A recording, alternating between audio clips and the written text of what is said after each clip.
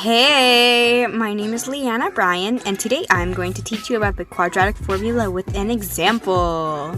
So when you first start, it's probably going to look something like this. And what that means is that they want you to plug the variables into the quadratic equation. Once you do that, you'll have the basis of the equation that you're going to have to solve to be able to complete the problem. The first thing that I have to make sure to do, I have to make sure parentheses are in the right places, because if you have 4a, that means that whatever a equals, 4 is going to be multiplied by it. So that's why this all signifies multiplication problem. I like to put parentheses around my exponents so that it doesn't confuse me, because when you add negatives into the mix, it could get pretty confusing. Step 1 is to do PEMDAS inside of the radical, which is this whole area. We just have to calculate that, because this, you might see it as a little check sign, this is a radical. It's used to calculate square roots. So, I get my red, I underline this, and now I'm going to be rewriting the problem underneath. But this time, I'm going to be solving it a little. So, x equals negative 10 plus or minus the square root of 10 to the second power, which is 100, minus 4 times negative 4 times 24 over 2 times negative 4. Now that we solved that, we're going to be working on this whole multiplication problem over here. Because you can just do these all together as long as you're not getting confused, because it would be a waste to rewrite it 2 separate times for this little area. So, x equals negative 10 plus or minus the square roots of 100 minus, because you need to make sure you do not confuse this for a negative sign. Write this as a subtraction sign. The problem should be cut off like that. This is not a negative 4, it is a positive 4, and this is a subtraction sign. So make sure you keep that in mind. 4 times negative 4 is negative 16, and multiplying that by 24 will bring you to an answer of negative 384. So to write that without getting confused, put parentheses around so that these two minus signs do not get confused with each other. And then, of course, we cannot forget our 2 over 4. Not 2 over 4, 2 times negative 4. Sorry. Now, the step that we're going to have to do is we're going to have to calculate this right here. 100 minus negative 384. So let's rewrite our equation.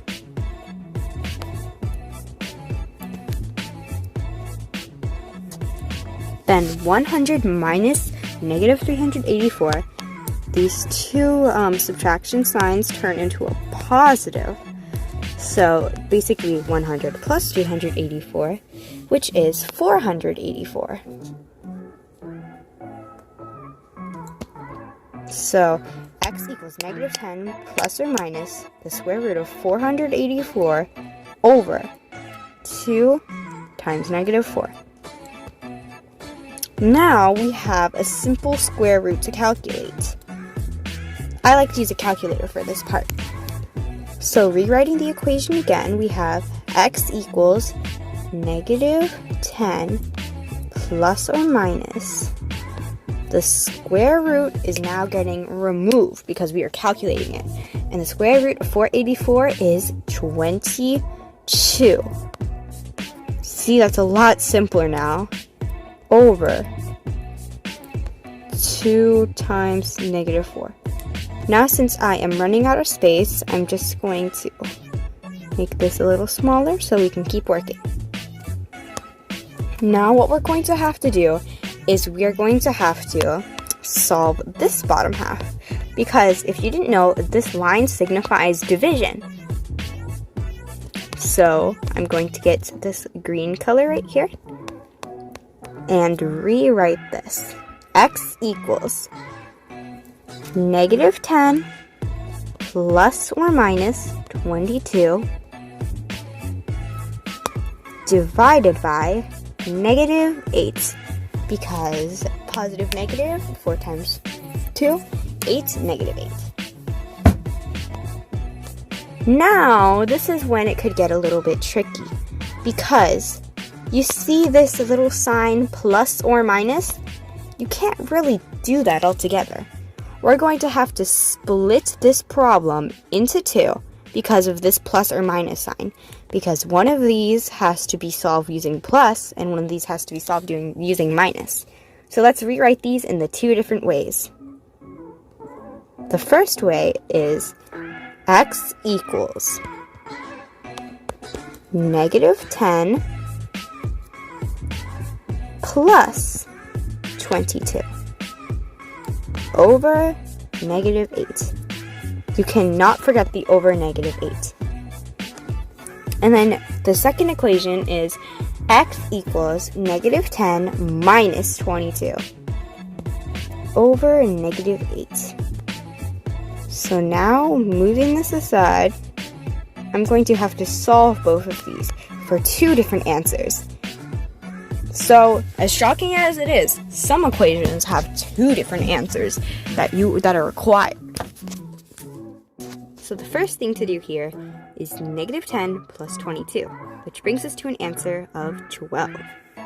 Then we have to do the division. 12 divided by negative 8 will bring us an answer of negative 1.5. But that's not all, because you have to remember this problem down here.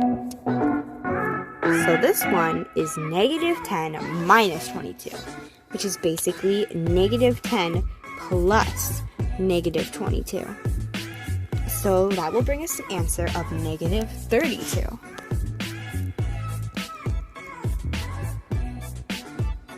And then dividing this by negative 8 will give us an answer of positive 4. Because when you divide a negative and a negative, you get a positive, and 32 divided by 8 is 4.